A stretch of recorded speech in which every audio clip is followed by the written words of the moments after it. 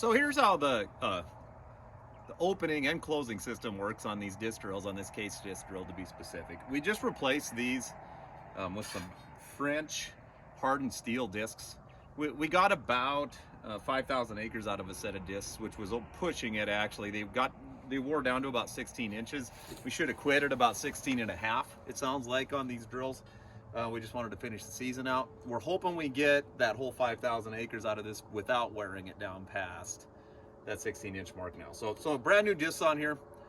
5,000 acres roughly we got out of our stuff, but we have super rocky ground, which we'll show you guys the type of ground that we're farming. It's probably nearly as destructive as you could get on this kind of equipment. So it held up really quite well. Zero things went wrong in season with this. The only thing we even had break was one little plastic tab on this seed boot holder here. So obviously the seed comes out of the air cart, gets split out just like a normal air drill, and then it drops it down in this tube, which is going to drop right into that trench this disc is cutting at an angle.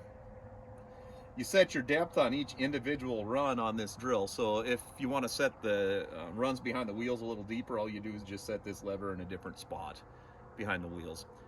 Obviously a little more of a pain than a hoe drill because you can't just change it all in one spot, but way more accurate, right? So every one of these individual gangs is riding on these springs in the back, walking independent of each other. So unlike a hoe drill where you just have shanks on each gang row or whatever that's somewhat flexible going through the field, every individual row can only go as deep as this gauge wheel lets it go, basically. So placement way better, and placement at high speeds way better, obviously. So after it cuts that trench, it drops the seed down in here, and this gauge wheel is gauging our depth. The seeds drop down in the bottom of that trench, and then this closing wheel comes along behind, pushes the dirt back into the trench, and then also packs it at the same time. So this is a Needham Ag setup.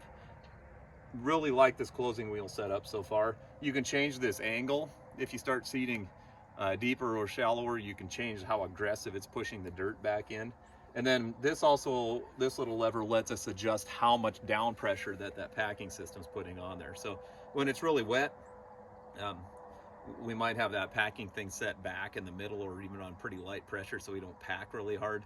As it got drier at the end of the year, we were able to just flip all those levers up and put more pressure down on the closing part at the end. Biggest thing with this, obviously, low disturbance. You're only cutting at most a quarter-inch trench, quarter to half-inch trench in the ground as you're seeding, instead of all the disturbance with the hoe drill. Other advantage we found of this in rocky ground is we're not popping rocks out of the ground anymore. So for us, that's a huge deal because, like I said, I'll show you the ground we're farming. Lots of rocks. This actually is packing rocks in the ground as it's riding on that gauge wheel instead of popping rocks out like our hoe drill was. As far as issues, really nothing that we found so far with this, other than we did have a little hairpinning problem on the chickpea flax stubble where we didn't seed at an angle at the beginning of using this, which I'll walk you through why that happens. So that's that setup. This is the no-till setup that we use.